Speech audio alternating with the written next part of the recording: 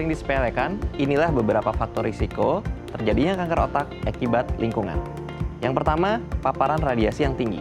Radiasi yang tinggi seperti yang kita terima pada saat kita melakukan pemeriksaan seperti CT scan atau pada saat kita menjalani terapi radiasi dapat meningkatkan resiko terjadinya kanker otak. Yang kedua, paparan akibat zat-zat karsinogenik di lingkungan, baik itu dari paparan industri maupun paparan kimia seperti pestisida, kemudian paparan-paparan bahan-bahan kimia di pabrik, itu juga dapat meningkatkan resiko terjadinya kanker otak. Kemudian yang ketiga, faktor-faktor karsinogenik lain seperti nutrisi yang kita konsumsi sehari-hari itu dapat meningkatkan terjadinya kanker otak. Seperti tadi sudah disampaikan, adanya paparan pengasin yang tinggi, kemudian merokok, itu juga dapat menciptakan karsinogenik, zat-zat karsinogenik dan menjadikan faktor resiko terjadinya kanker otak. Dan yang terakhir adalah faktor imunodefisiensi atau sel imun tubuh yang lemah, itu dapat meningkatkan resiko kanker otak. Contohnya pada pasien-pasien imunodefisiensi bisa terjadi limfoma otak. Nah, demikianlah beberapa faktor resiko yang dapat meningkatkan terjadinya kanker otak akibat lingkungan. Terima kasih. Pemirsa Bincang Sati, ketika mendengar istilah kanker otak, itu udah terbayang banyak sekali momok yang menakutkan. Ini kenapa sih bisa terjadi? Ada nggak sih gejala yang bisa dikenali secara dini begitu ya, agar tidak pada stage yang lanjut baru kita ketahui? Kita akan bahas tuntas hari ini dan kita juga akan membahas mitos atau fakta seputar kesehatan otak. Tentunya tidak sendiri, sudah hadir bersama saya di studio. Dokter kita hari ini Dr. Dimas Rahman Setiawan, SPBS Mars, spesialis bedah saraf dari Rumah Sakit Premier Jatinegara. Kita sapa dulu yuk dokter kita hari ini. Halo dok, apa kabar? Halo, baik, selamat pagi. Selamat datang di Bincang Terima kasih. Hati. Hari ini kita bahasnya tentang kanker otak sebenarnya dok ya. Betul. Tapi kita bahas coba lebih sederhana. Yang pertama kita luruskan dulu nih beberapa mitos atau fakta seputar otak. Baik. Yang saya ingin tanyakan adalah mitos atau fakta. Kalau kanker otak hanya menyerang orang yang lanjut usia, yang muda-muda nggak mungkin kena kanker otak. Mitos atau fakta? Ini mitos. Mitos, kenapa tuh dok? Karena sebenarnya kanker otak itu bisa terjadi pada semua usia. Baik dari usia anak-anak, usia dewasa sampai usia lanjut usia. Namun memang pada usia ketika bertambah semakin tua atau dewasa, resiko untuk mengalami kanker otak itu akan lebih tinggi gitu. Tapi jika dikatakan hanya terkena pada usia lanjut, itu mitos. Karena semua usia bisa kena kanker otak. Jadi spektrumnya luas ya? Spektrumnya luas, spektrum usianya luas. Siapapun bisa terkena kondisi ini. Jadi kalau dibilang yang muda-muda aman, ntar dulu. Nanti kita bahas nih kenapa bisa kena ya. Oke, selanjutnya. Mitos atau fakta dok, kalau pengguna gadget atau gawai berlebihan, ini bisa merusak saraf otak. Sering banget ya kita dengar. Apalagi kalau mau tidur kan sekarang scroll terus ya. Jangan deket-deket sama gawai, nanti bisa otaknya terganggu. Sebenarnya mitos atau fakta? Ya ini fakta. Karena apa? Karena dengan penggunaan gadget yang berlebihan tentu bisa menyebabkan neuropati ya. Atau ada gangguan-gangguan saraf, termasuk saraf penglihatan. Namun jika dikaitkan dengan kanker otak tentu ini bukan kaitan yang langsung. Ya. Tapi kalau dikatakan ini menyebabkan permasalahan pada saraf, di saraf otak itu memang bisa terjadi, gitu, walaupun memang kaitannya tidak langsung. Jadi memang ini adalah suatu fakta, namun memang bukan kaitan yang secara langsung. Bukan direct gitu ya? Bukan direct, ya betul. Tapi ini bisa terjadi, minimal neuropati aja udah masalah ya dok ya? Itu udah masalah. Postur ya? Nah selain itu juga memang terkait dengan saraf di servikal, saraf di leher, karena sering menunduk begitu. Jadi ada kemungkinan untuk mengalami kerusakan saraf. I see. Jadi ada benernya itu. Ada benernya. Jangan sampai dielakkan begitu. Mana mungkin sih nggak ada masalah dengan itu, nggak mungkin lah bikin kanker otak. Kita nggak tahu ya dok ya. Kalau menahun dilakukan secara fisiologis sama psikologis juga pasti keganggu sih ya. Oke, kita lanjut ke mitos fakta berikutnya. Mitos atau fakta kalau konsumsi MSG dapat mengganggu kerja otak. Padahal MSG itu kadang-kadang jadi mood booster ya, biar otaknya kerja gitu. Tapi ternyata bisa mengganggu. Mitos atau fakta? Ya, itu fakta. Oke. Memang penggunaan atau konsumsi MSG dalam jumlah sedikit atau jumlah aman tentu itu akan baik. Karena memang FDA maupun WHO juga sudah approve. Namun jika kadar yang dikonsumsi terlalu tinggi, maka tentu bisa menyebabkan kerusakan-kerusakan. Yes. Dan apalagi jika dikonsumsinya dalam jangka waktu yang lama seperti itu. Jadi ya MSG tentunya dalam kadar yang cukup atau kadar yang kecil itu oke-oke saja. Tapi kalau jumlahnya banyak dan dikonsumsi dalam jangka waktu lama, tentu akan menyebabkan masalah. Ini udah valid sih sebenarnya, Valid, sudah ya? sering banget ya. No debat ya. No debat sih Debat, ya. sebenarnya ya. Kadang-kadang orang enggak, saya perlu ini buat kerja, tapi ternyata kalau dikonsumsi dalam jangka waktu yang panjang menahun dan jadi satu rutinitas malah ya pastinya akan ada masalah besar. Oke, selanjutnya mitos atau fakta kalau otak tidak berkembang lagi setelah masa anak-anak. Jadi kalau masa anak-anaknya udah lewat, udah buntu. Makanya sering banget, aduh boro-boro deh, saya kan udah nggak bisa berkembang otak ya. Nggak lagi saya bisa memikirkan suatu hal yang berat gitu. Apakah iya? Ini mitos. Mitos. Karena apa? Karena seiring usia bertambah, tentu neuroplastisitas di dalam otak kita, pertumbuhan sel-sel otak itu terus terjadi. Namun memang usia perkembangan otak yang paling optimal itu terjadi pada usia anak-anak. Gitu. Kan sampai usia 5 tahun seperti itu. Dan setelah itu volume cenderung akan menetap. Namun kalau kita bicara otak tidak hanya volume tentunya, tapi juga kita bicara tentang sel-sel di dalam otaknya. Yes. Dan usia bertambah, apa aktivitas yang kita lakukan, nutrisi yang kita konsumsi, itu tentu akan mempengaruhi pertumbuhan dari sel-sel otak itu. Jadi neuroplastisitas terus terjadi.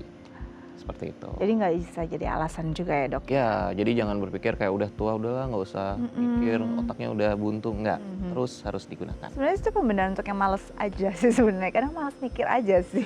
Oke, selanjutnya mitos atau fakta kalau otak menyusut seiring bertambahnya usia, iya kah? Ya, itu fakta. Fakta. Betul. Ini menyusut secara volumenya memang? Secara volume, jadi pada populasi, pada manusia, usia di atas 50 tahun, gitu, usia 60 tahun, memang otak mengalami atrofi atau penyusutan, begitu. Sehingga kadang-kadang terjadi penyakit-penyakit yang berkaitan dengan atrofi tersebut, contohnya perdarahan otak, dan lain stroke, dan lain sebagainya. Namun tidak semua orang mengalami hal tersebut, artinya kalau aktivitasnya masih banyak, nutrisinya juga baik, penyusutan yang terjadi tidak terlalu signifikan. Walaupun kalau memang secara umum, memang semua orang lanjut usia, volume otak akan cenderung menyusut, atrofi. Jadi itu kalau disampaikan apakah benar usia bertambah itu otak menyusut, ya itu fakta. Oh ini menarik ya, kalau dibilang memang secara takdirnya ya, volumenya pasti menyusut. Tapi apakah susutannya sama dari setiap personal individu dan individu? Enggak juga ya? Betul sekali. Berarti yang bisa mempengaruhi apa dok? Kan nggak mau ya kita ya, aduh saya nggak mau nih menyusutnya volumenya terlalu drastis gitu dan cepat. Ada nggak tindakan preventif? Saya mention yang pertama aktivitas kita ya. Jadi kita aktif, kita masih menggunakan otak kita untuk berpikir, bekerja sehari-hari. Kemudian yang kedua nutrisi yang kita konsumsi. Kemudian yang lain adalah kita olahraga, pola hidup sehat itu sangat mempengaruhi. Gitu. Jadi ya poin-poin itu yang harus kita perhatikan. Gitu, ya analoginya sama kayak otot ya, kalau nggak dipakai kan lama-lama susah juga gitu betul, ya. Apalagi otak ya. Padahal saya udah mau mulai jadi orang bengong aja dulu usia 40. Tapi jangan ya, malah nyusut ya otak ya. Oke, sudah terjawab nih mitos fakta selanjutnya. Kita akan bahas lagi tentang kanker otak, tapi usai jeda ya dok ya. Oke, baik. Jangan kemana-mana, tetap bersama kami di Bincang Saat ini.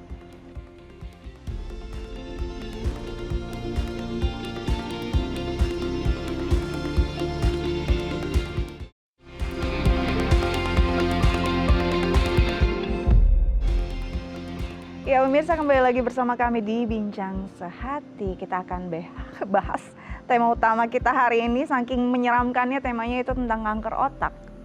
Nah ini mungkin banyak orang yang kayaknya denger aja males gitu ya.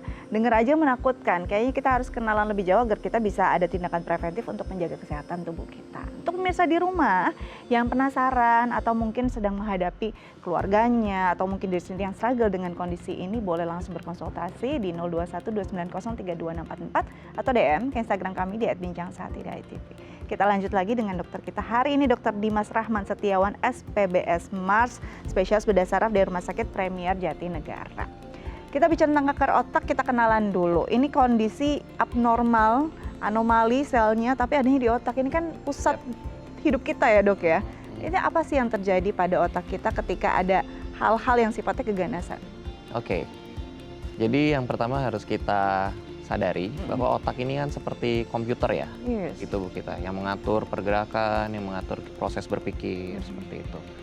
Nah, ketika terjadi kanker otak, artinya ada pertumbuhan sel otak yang ganas dan akhirnya merusak ke jaringan-jaringan sekitarnya gitu. Sehingga yang tadinya otak berfungsi untuk berpikir, untuk mengendalikan tangan dan lain sebagainya akhirnya terganggu. Dan tentunya dengan pertumbuhan ini, maka terjadi tekanan di dalam otak yang tinggi. Istilahnya kalau di medis tekanan intrakranial tuh. Tekanan dalam otaknya meningkat, akhirnya timbullah gejala-gejala. Mulai dari sakit kepala, mungkin nanti kita akan bahas ya, dan lain sebagainya. Dan akibatnya lama-kelamaan kalau dibiarkan tentunya otak akan rusak. Gitu. Dan itu ya bisa menyebabkan sampai dengan disabilitas, sampai dengan kematian seperti itu. Jadi itu. Ya. Kalau kita lihat kan otak tidak jadi satu kesatuan begitu saja, ada bagian-bagiannya dan kita nggak tahu nih akan ada tumbuh si sel yang anomali ini di bagian yang mana. Ini mempengaruhi nggak? Ada perbedaan yang cukup signifikan nggak dengan lokasi si kanker ini berada? Betul betul. Jadi kalau kita bicara kanker otak, sebenarnya artinya kan ini adalah tumor yang ganas. Yes. Dimanapun letaknya di dalam otak, dia akan berkembang dan akan merusak jaringan sekitarnya. Namun ada lokasi-lokasi awalan, di mana yang itu nanti akan mempengaruhi fungsinya. Contoh misalkan kankernya ini awalnya berada di otak sisi sebelah kanan, gitu. Tentu mungkin akan ada gejala di sisi kiri tubuhnya terganggu, atau misalkan tumornya ini awalnya ada di bagian pusat bicara. Maka nanti gejala awal yang muncul adalah mungkin gangguan bicara, gangguan komunikasi. Walaupun jika kita lihat perjalanan penyakitnya, tumor ini akan berkembang. Bisa berkembang terus apalagi tidak ditangani, maka akan merusak bagian-bagian otak lain sehingga secara umum nanti akan menyebabkan kerusakan. Dan jika kerusakannya sudah luas ya tentunya semua fungsi tadi akan berkurang begitu sehingga terjadi disabilitas tadi seperti itu. Jadi sangat terpengaruh juga dari lokasi di mana awal tumbuhnya kanker tersebut. Jadi dimanapun lokasi awalnya pasti ada masalahnya juga beda-beda ya. Tapi kadang nggak disadari kan ya dok ya? Ya betul. Gejalanya biasakah? Gejalanya paling sering di awal itu adalah nyeri kepala. Nyeri kepala, kemudian nyeri kepala yang sifatnya progresif. Kalau kita bicara kanker artinya progresif atau yang terus-terusan ada dan signifikansi secara cepat. Jadi tadinya mungkin nyeri kepalanya masih bisa ditahan, tapi dalam kurun waktu sekian bulan tiba-tiba nyeri kepalanya sangat hebat, progresnya semakin sering. jauh ya? Progresnya cepat. Itu karena sel kanker itu tumbuh dengan cepat. Begitu. Kalau kita bicara hanya tumor saja, misalnya tumor jinak, tentu dia pertumbuhannya lebih lambat, sehingga biasanya progresivitasnya lebih lambat. Namun kalau kita bicara kanker, progresivitasnya cepat, sehingga gejalanya yang timbul, jadi perburukan gejalanya itu terjadi sangat cepat. Bahkan kadang nggak sebelum sempat ketemu dokter, belum sempat pergi ke dokter, udah sakit kepala yang berat, ada kejang, kemudian kesadaran menurun. Nah kalau tekanan di dalam otak sudah semakin tinggi bisa muntah yang menyemprot, muntah proyektil, gitu sampai akhirnya nggak sadar baru dibawa. Nah, baru ketahuan? Baru ketahuan setelah dilakukan MRI atau CT scan, akhirnya baru ketahuan ada kanker otak, seperti itu. Jadi memang gejala sekecil apapun yang berbeda itu kita harus waspada bahwa itu ada sesuatu proses yang terjadi dalam otak kita, seperti itu. Kalau dokter tadi di segmen sebelumnya kita sempat bahas ya bahwa spektrumnya luas sekali, siapapun bisa terjadi pada mereka dan potensial. Tapi ada nggak sih dari klasifikasi tersebut ini yang paling potensial, entah itu dari gender, usia, atau mungkin orang-orang yang punya risiko secara pola hidup kita beda-beda ya. Ada yang kerjaannya juga lebih berisiko tinggi, ada nggak sih? Ya memang dari beberapa penelitian disampaikan bahwa kanker otak ini juga sifatnya dia timbulnya secara multifaktorial. Salah satunya adalah genetik ya. Jadi pada orang-orang atau misalkan nonton ya atau siapapun yang memang ada riwayat di keluarganya dengan kanker otak tentu harus lebih aware dan rajin memeriksakan diri. Namun kalau kita lihat dari kelompok usia, sebenarnya dari usia balita pun itu sudah bisa mengalami tumor otak ganas atau kanker otak. Ada salah satu namanya medulloblastoma, itu biasanya terjadi pada usia anak-anak dan itu sifatnya ganas, seperti itu.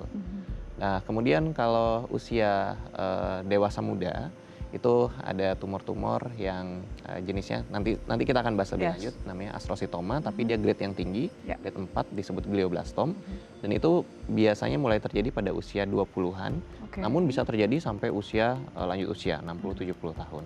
Laki-laki, perempuan bisa sama-sama mengalaminya seperti itu. Namun kalau kita lihat dari kelompok usia memang ada potensinya. Jadi misalnya usia anak tadi kemungkinan kanker otaknya apa, usia sekian kanker otaknya apa, itu memang ada seperti itu. Oke, Ya. jadi memang kalau dilihat lagi yang genetiknya ada, riwayatnya Betul. ada, harus lebih aware. Harus aware. Bukannya jadi panos sih, cuma lebih aware karena ya. kemungkinannya jadi ada aja gitu ya, lebih besar dibanding yang tidak ada riwayat. Betul. Plus juga mungkin ada kondisi-kondisi tertentu dari Ya. dan ciri khas ya dok ya. Ternyata untuk usia tersebut ada ciri Betul. khasnya sendiri, jenisnya Ya. apa. Nah kita bahas nih satu persatu jenisnya. Oke. Apa aja sih jenisnya dok? Oke, jadi kalau klasifikasi dari kanker otak itu kita bisa membagi sebagai 2 tipe ya. Jadi primary Ya. atau primer, yang kedua ada yang sekunder.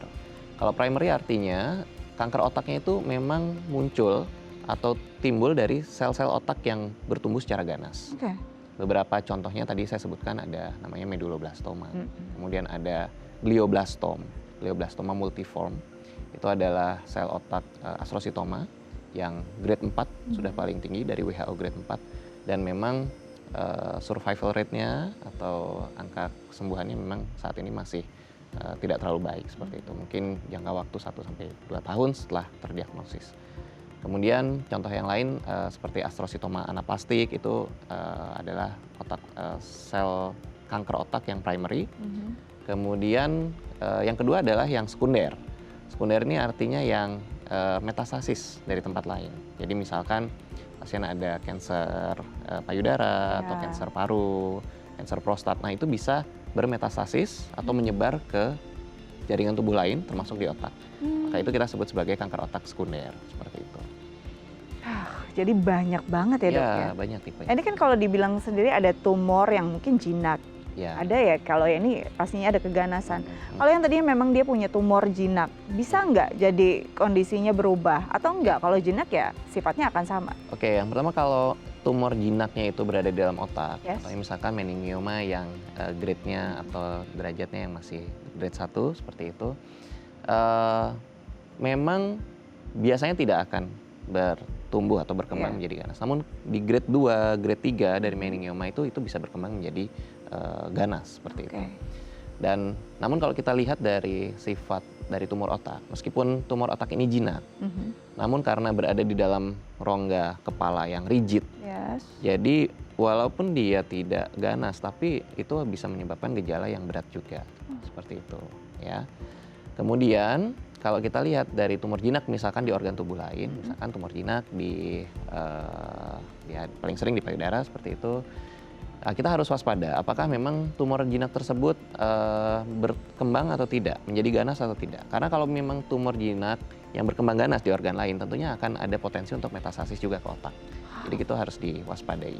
Artinya kan memang pasien harus kontrol untuk melihat apakah ada kekambuhan atau tidak. Itu yang sangat perlu diperhatikan. Gitu. Karena kalau memang itu berkembang menjadi ganas, tentunya ada resiko untuk bermetastasis ke otak dan menjadi tumor otak ganas atau kanker otak.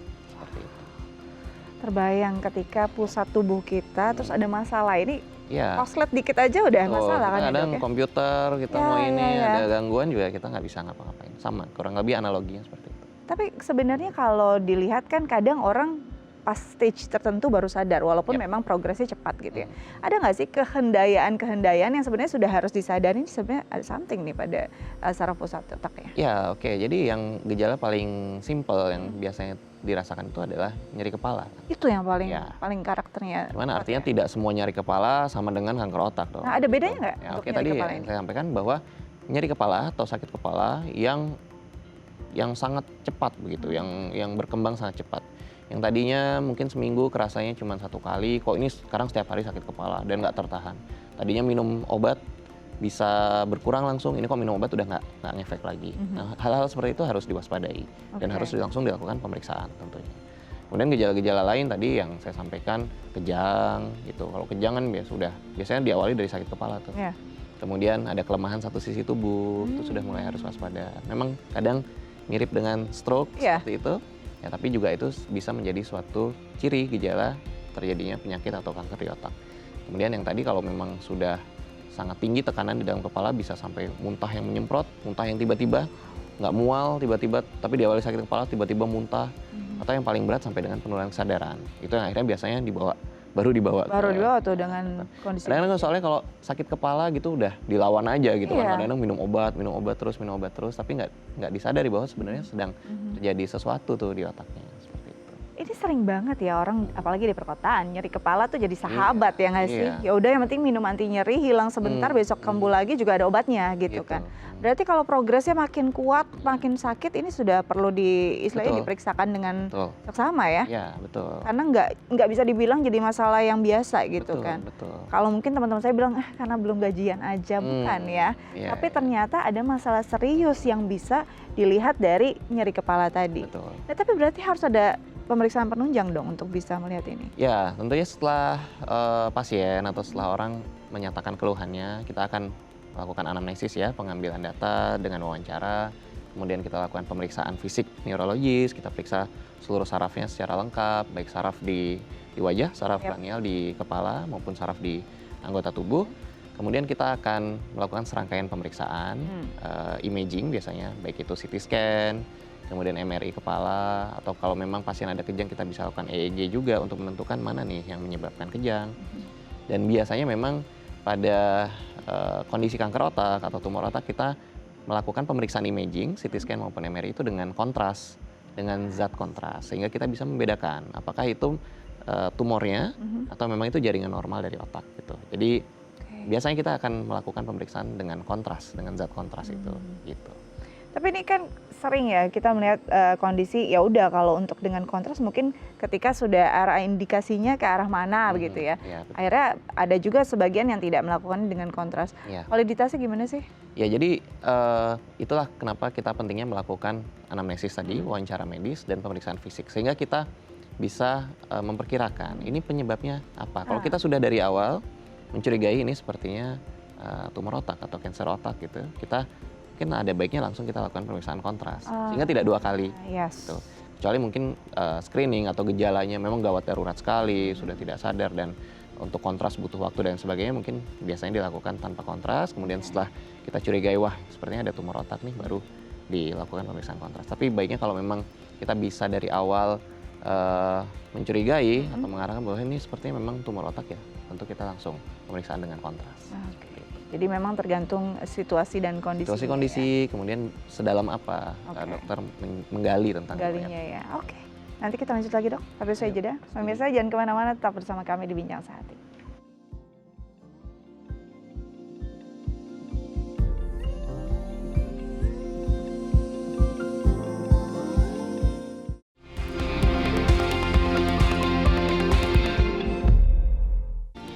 Ya pemirsa, kembali lagi bersama kami di Bincang Sehati. Kita masih bahas tentang kanker otak.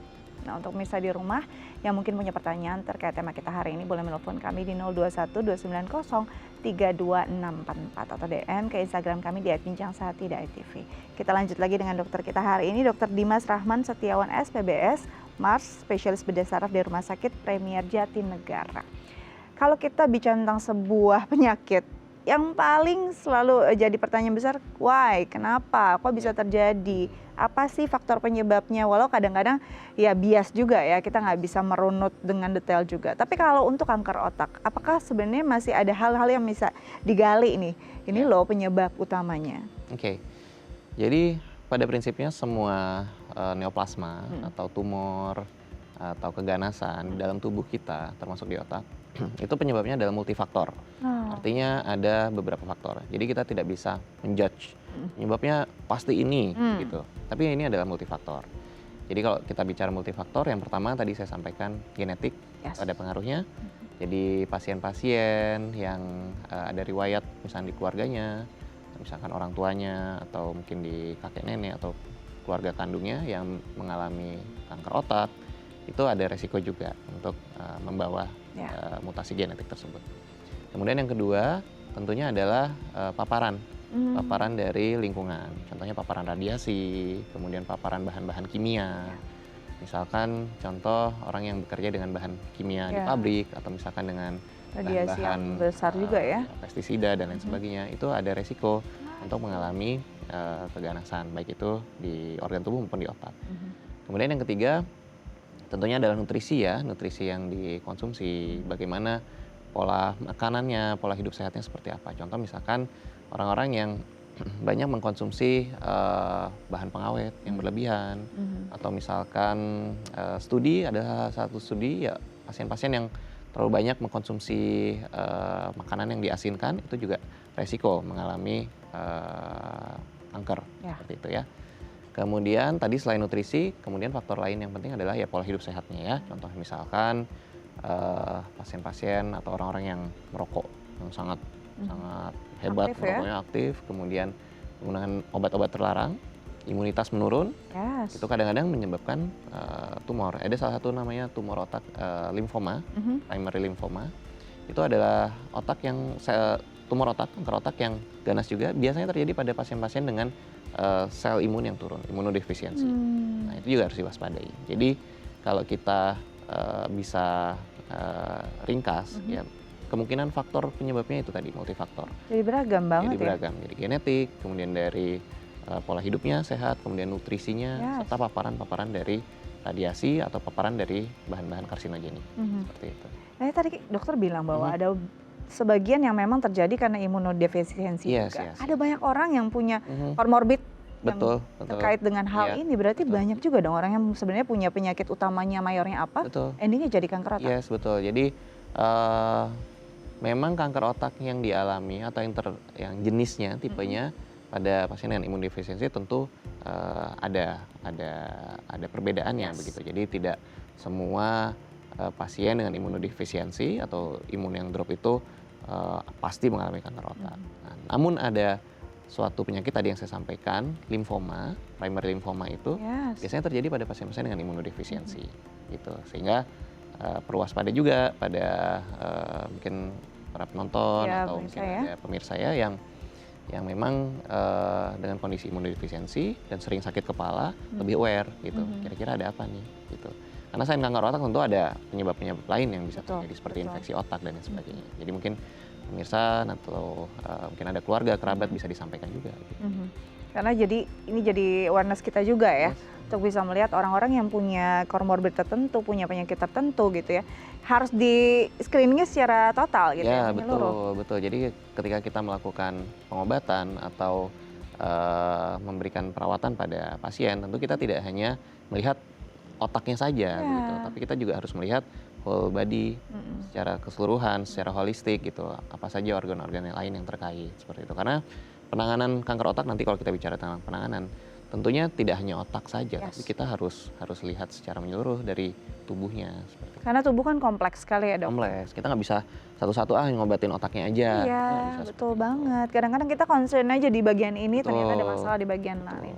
Nah, ini menariknya, kalau kita mungkin ada tindakan preventif, screening yang dilakukan setiap tahun, apalagi usia sudah mulai di atas 40, pasti Ya. kan sudah sering nih screening ya, entah itu medical check up dan segala macam. Tapi untuk kesehatan otak, Iya, jarang banget tuh. betul, betul. Gimana tuh? Jadi tentu yang pertama untuk screening adalah kita harus menyadari ya. Jadi apa sih yang kita rasakan? Misalkan tadi kita udah bahas kita sering sakit kepala. Betul. Gitu. Tentu itu menjadi screening alami dong dari tubuh Benar. kita. Udah alarm ya? Udah alarm gitu bahwa wah kayaknya ada yang nggak beres nih gitu. Mhm. Artinya harus kemudian memeriksakan diri. Kemudian screening lain yang mungkin lebih simpel ya tadi MRI kepala untuk melihat seperti itu. Lain-lain daripada itu ya tentunya didasarkan pada gejala untuk pemeriksaan-pemeriksaan selanjutnya. Kalau saya tahu di luar seperti di negara Jepang pada usia-usia lansia di atas 60 tahun atau 50 tahun itu biasanya dari perusahaan sudah mulai memprogram tuh untuk medical check up-nya, salah satunya adalah MRI kepala. Wow. Selain kanker otak juga mereka akan mendeteksi atau screening untuk terjadinya kelainan-kelainan pembuluh darah otak seperti aneurisma, kemudian IVM seperti Yes. itu. Jadi tidak ada salahnya kita adaptasi, kita adopsi model tersebut sehingga kalau kita mulai ada gejala-gejala yang kayaknya mengganggu, sering sakit kepala, boleh kita berkunjung atau memeriksa diri ke dokter bedah saraf, dokter neurologi, mungkin untuk berdiskusi kira-kira sudah butuh MRI belum nih dok? Gitu. Karena kadang-kadang concernnya lebih ke jantung mungkin ya. Ya di usia-usia tertentu, padahal yang dipakai untuk kerja itu otaknya loh. Ya, bukan berarti jantung nggak penting, Iya, otak penting juga. betul. Jadi kalau bisa ada tambahan untuk para pemilik perusahaan ya, mungkin Iya. ini jadi satu masukan yang sangat baik sih. Apalagi untuk yang lansia juga kan penurunannya sudah lumayan banyak ya, Dok ya. Betul, Dan masalah-masalah di pusat otak ini juga mungkin sudah mulai timbul Ya. dengan spektrumnya yang macam-macam dan luas. Tidak harus sampai ke kanker otak pula ya. Mungkin untuk mendeteksi misalkan sudah sejauh apa atrofinya, penyusutannya, sehingga nanti Betul. neurorehabilitasinya akan seperti apa, seperti itu. Jadi jangan dilupakan otak, bahwa otak ini buat komputer tubuh kita nih, gitu. Jadi Itu yang tetap penting. harus diperiksakan juga. Betul. Nah kalau kita bicara tadi, oke, pencegahannya kita ya nutrisi, pola hidup, kita pikirkan dengan baik. Orang-orang yang punya risiko tinggi juga mungkin proteksinya harus lebih Betul. besar juga begitu kan. Tapi kan sudah dicegah, kadang-kadang takdirnya berkata lain. Ya, betul. Mau nggak mau kita harus hadapi. Berarti ketika sudah ada gejala atau mungkin kadang-kadang orang sampai sudah tidak sadarkan diri baru ketahuan gitu Iya, kan. iya. Yang harus dilakukan keluarga adalah secepatnya membawa ke fasilitas kesehatan. Ya. Biasanya akan stepnya apa nih penanganannya? Oke. Jadi kalau pada pasien-pasien yang memang sudah gejalanya sangat berat sampai tidak sadar Ya. baru dibawa, atau kejang sampai tidak sadar baru dibawa ke IGD. Pertama tentu pada saat tiba di IGD kita akan mengevaluasi. Ya. Nanti ada rekan-rekan kita, general practitioner, dokter umum dan perawat di IGD yang akan menstabilkan jalan nafas, kemudian memastikan bahwa tekanan darah, jantung juga stabil. Kemudian setelah itu kalau memang mengarah penyebabnya ini penurunan kesadarannya disebabkan karena proses intrakranial, nah tentunya akan ada serangkaian pemeriksaan imaging seperti tadi CT scan atau MRI. Nah, sebelum melakukan pemeriksaan itu tentu harus dibedakan. Ini penurunan kesadarannya karena memang proses dalam otak, dalam hal ini kita sedang bahas tentang kanker otak, atau memang penyebab di luar dari kepala gitu, di luar dari otak, ekstrakranial istilahnya. Contoh ternyata nggak sadarnya ternyata gula darahnya yang rendah, Oke. atau misalkan ternyata ada serangan jantung seperti itu. Jadi kita harus membedakan. Nah tentu kalau misalkan ternyata gula darahnya yang rendah ya mungkin gula darahnya diperbaiki, ternyata saat diperbaiki sadar, jadi juga sepertinya bukan karena penyebab otak seperti itu. Jadi memang itu yang dilakukan. Namun kalau memang terbukti ada tumor otak atau kanker otak dari pemeriksaan CT scan MRI, tentu nanti akan dikonsulkan ke dokter neurologi, ke dokter bedah saraf, kemudian nanti ditentukan apakah ini memang perlu pembedahan atau perlu dengan obat-obatan seperti itu. Oke. Tapi biasanya kalau dengan kesadaran yang sudah menurun, artinya tekanan otak sudah sangat tinggi sehingga perlu diberikan obat-obat injeksi seperti steroid untuk mengurangi pembengkakan otak.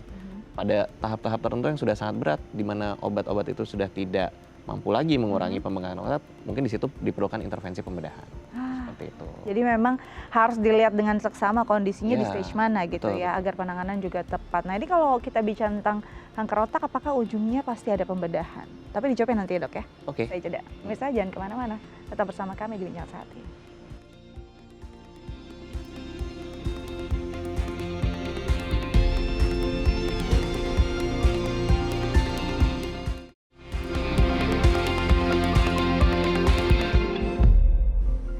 Ya pemirsa, kembali lagi bersama kami di Bincang Sehat. Kita masih bahas tema utama kita tentang kanker otak dan bagaimana penanganannya. Nah untuk pemirsa di rumah yang mungkin punya pertanyaan boleh menelpon kami di 0212903244 atau DM ya ke Instagram kami di @bincangsehat.tv. Kita lanjut lagi dengan Dr. Dimas Rahman Setiawan, SPBS, Mars, spesialis bedah saraf dari Rumah Sakit Premier Jatinegara. Tadi terputus pada penanganannya, apakah akan semua berakhir di meja operasi? Semua orang yang punya kanker otak, apakah penanganannya pasti bedah? Gimana dok? Oke, saya udah nggak sabar jawab sebenarnya. Nah itu dia. Jadi sebenarnya begini, jadi secara filosofi, secara prinsip, pembedahan itu selalu menjadi opsi terakhir, gitu ya. Jika ada jalan-jalan yang bisa ditempuh atau langkah yang ditempuh selain bedah, itu tentu pasti kita juga sebagai manusia akan menempuh itu, gitu. Dan tidak semua kanker otak itu memang diperlukan pembedahan, gitu ya. Ada beberapa kondisi di mana obat-obatan, kemudian kemoterapi dan radiasi itu bisa menjadi alternatif atau menjadi pilihan utama pengobatan atau treatment dari kanker otak. Tadi kita udah bahas, contohnya pada pasien dengan tumor metastasis atau cancer metastasis ya dari manapun ke otak dan jumlahnya sudah sangat banyak. Jadi metastasis di otak itu bisa tidak hanya satu titik gitu. bahkan bisa ratusan titik, puluhan titik kecil-kecil seperti itu. Dan tentu saja nggak mungkin dibedah atau diambil semua gitu, karena ya artinya mengorbankan sel otak. Dan itu biasanya nanti bisa dilakukan dengan radiasi. Radiasi juga sekarang sudah banyak macamnya, Canggih ya? udah canggih. Ada radiasi yang konvensional, yang whole brain radioterapi. Ada juga yang memang terfokus hanya pada sel tumornya saja, sel kankernya saja. Ada namanya gamma knife, stereotactic radiosurgery. Dan di Indonesia juga syukurnya kita juga sudah ada seperti itu.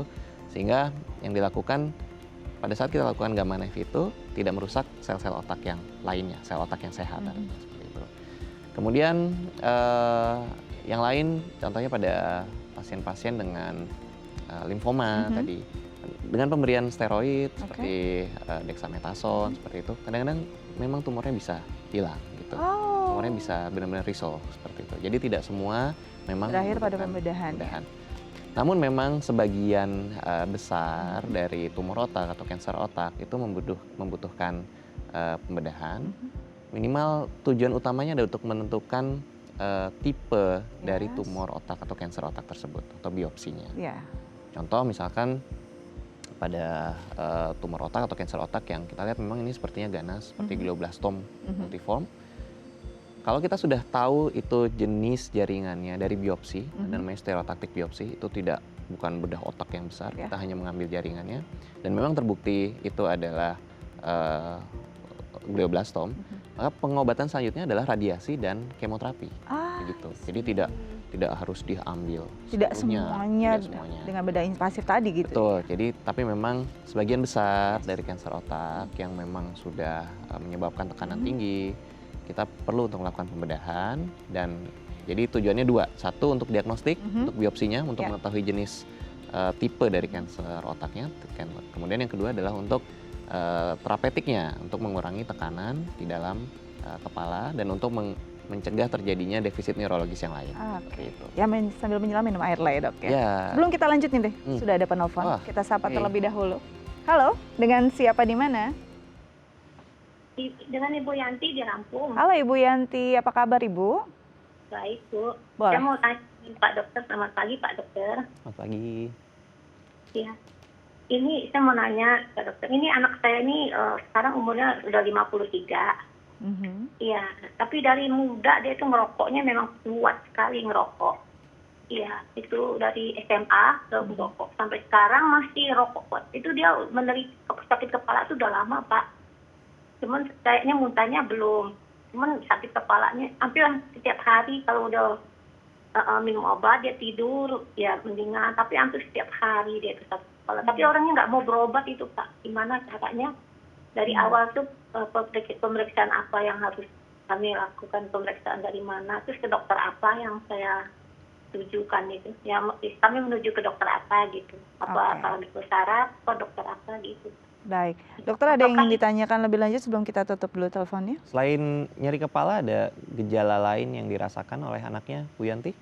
Nggak ada, dia kadang-kadang mau muntah juga, pernah mual-mual, tapi kalau sakit kepala itu hampir setiap hari. Terus kadang dia udah kepala langsung tidur sih, kerik-kerik, tidur dia. Nanti mendingan, nanti sering benar sakit kepala itu hampir setiap hari kayaknya. Terus Pak Dokter saya mau nanya, apakah itu sakit kanker otak ya? Oke, baik. Kita akan coba diskusikan Ibu Yanti ya untuk apa yang dirasakan dan kondisi dari anaknya ya. Baik, terima kasih sudah menelpon kami di Bincang Sehati. Semoga ini bisa membantu nanti tipsnya dari dokter kami. Anak 53 tahun, bukan anak sih, sudah dewasa ya. Saya penasaran Bu Yanti umur berapa? Itu dia, suaranya kayak masih gadis ya. Iya, suaranya masih muda. Masih muda. Jadi 53 tahun dan merokok aktif dari SMA dan nyeri kepala hebat terus. Ini sering banget loh terjadi, tapi memang paling bebel biasanya untuk rumah sakit. Apa yang harus dilakukan dok?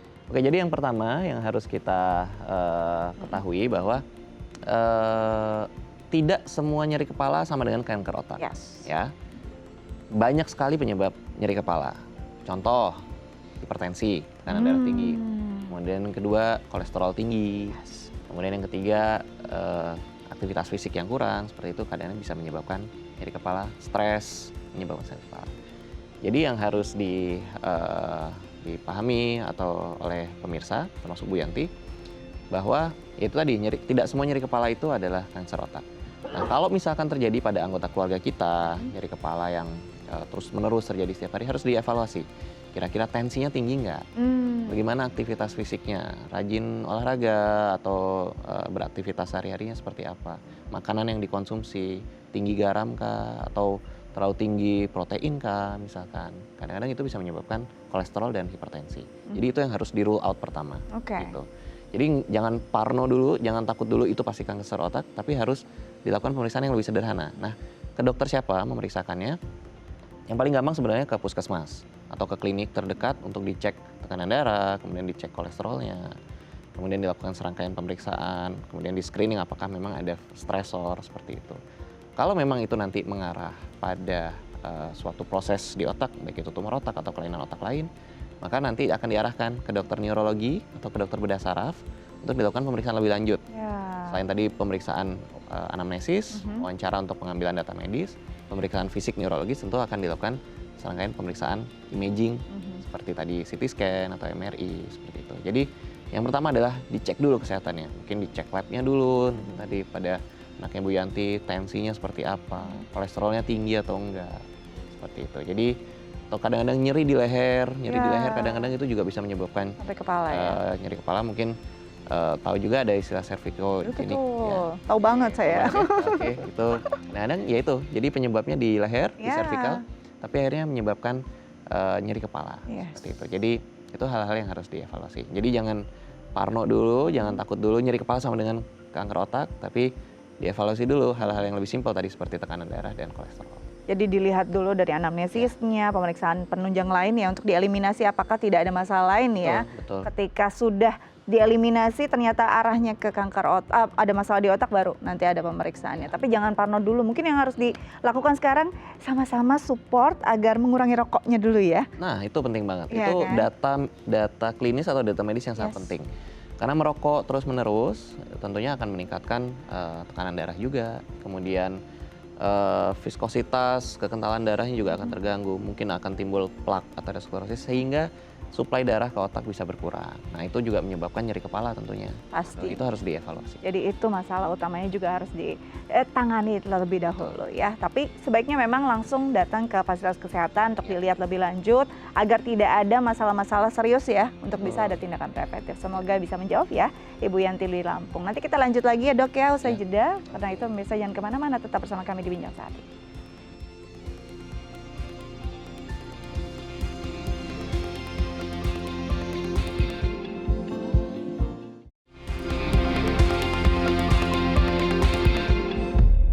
Baik pemirsa, kembali lagi bersama kami di Bincang Sehati. Kita masih bahas tentang kanker otak dan untuk pemirsa di rumah masih boleh untuk bertanya di 0212903264 atau DM ke Instagram kami di @bincang_sehati.tv.